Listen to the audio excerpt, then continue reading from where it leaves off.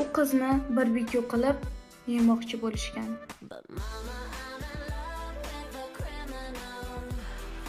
Ekspertizada Sofiyani jag'i, qovurg'alari, ключицasi va ko'p joylari singan bo'ladi. Eng yomoni Sofiyani Sofiyaligini zo'rg'a topishadi, chunki tanasi kuyib ketgan bo'ladi. Sofiya qanday bu ahvoliga kelib qolgan bo'ladi? Sabrina uni o'g'irlikda ayblaydi. Ishini vaqtida qilmaysan deb so'kishni boshlaydi. So'kkandan keyin qo'l bilan urishni boshlaydi.